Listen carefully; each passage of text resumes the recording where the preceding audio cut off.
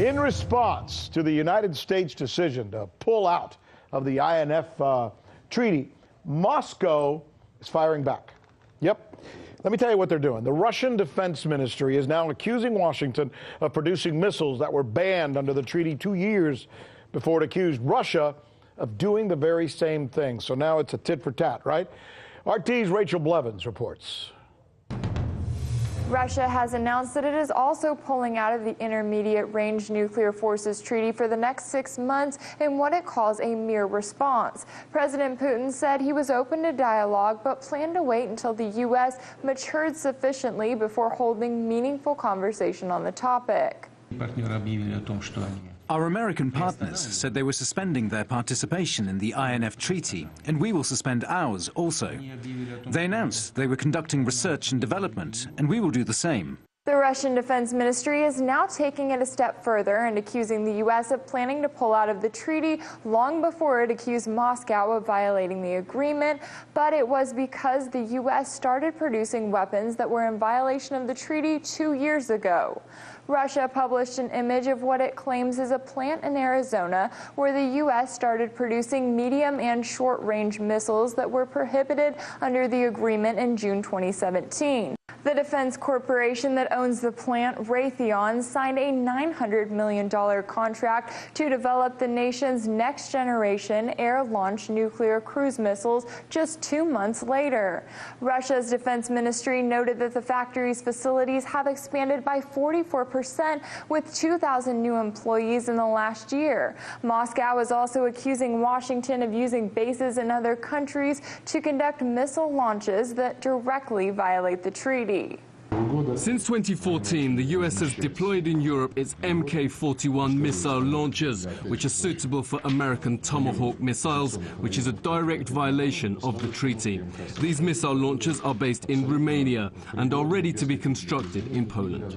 The Pentagon also allotted $58 million for a research and development program for ground-launched intermediate-range missiles in November 2017. Reports at the time claimed the research was aimed at potentially reviving an arsenal of prohibited ground-based intermediate-range missiles if Moscow continued violating the pact. However, the anonymous U.S. officials did not provide proof that Russia was violating the treaty at the time. And with Moscow giving Washington a taste of its own medicine, it remains to be seen if the landmark INF Treaty will ever be fully restored. In Washington, Rachel Blevins, RT. Let's drill down on this just a little bit. Michael Maloof is a former Pentagon official. He's good enough to join us now. I feel like instead of you, maybe I should have Marty McFly or Doc or Biff out here because, man, if this isn't a case of Back to the Future, I don't know what is. And you know what? I hope I don't sound like I'm editorializing here, but this really sucks. We should not be essentially going back to the 1950s, should we? No, and we should not. And in fact, this development could potentially lead to a new arms race that nobody really wants. But I think, once again, you have neoconservative John Bolton ruling the roost on all of this. There isn't an arms reduction treaty he doesn't like. And I think the New START treaty, which comes up for renewal in 2021, is in jeopardy as a result of this. Now, what I was just going to say, though, but I was going to interrupt you for a minute. Are the Russians blameless here, or do they have they screwed up? You too? can make missiles up to the range. It doesn't. The treaty does not forbid research and development. It does prevent. It does ban deployment. The other thing that's not even being mentioned at all are cruise missiles. Right. Cruise missiles have ranges that can reach the intermediate stage. Nobody's talking about that. But did the Russians? The US has those. But did the Russians transpose some of their technology on some of those missiles and update it or something? Is that any missile, any weapon system can be upgraded? Yeah. It could be upgraded, but if they kept it below the threshold, it's in compliance. So you don't think they did so much that it warrants a guy like Bolton suddenly going in there and saying, "Oh, I just scratched the whole thing"? No, he's looking for an excuse.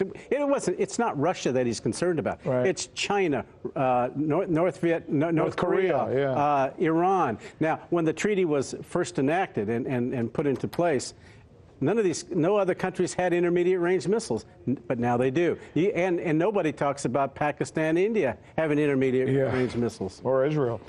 6 months, apparently, is what they're going to take to try and negotiate something. You think they'll come up with something and salvage this thing, or do you think it's Katie by the door? It's interesting because the U.S. ambassador to Moscow, Huntsman, tonight said, well, if they can knock off the range of that missile, then maybe we'll stop the withdrawal. However, that is contrary to what John Bolton has been saying. Yeah, and John Bolton seems to be the guy who's ruling the roost these days as far as the White House is concerned. Well, I call him President Bolton. President Bolton. From President Cheney to President Bolton. Yeah. Michael Maloof, thank you so much. Pleasure. We appreciate it. All right. Hey YouTube, thanks for checking out our channel. We hope you enjoyed the video. We have tons of content for you just like this. For more of RT America's one-of-a-kind news and analysis, be sure to subscribe and never stop questioning more.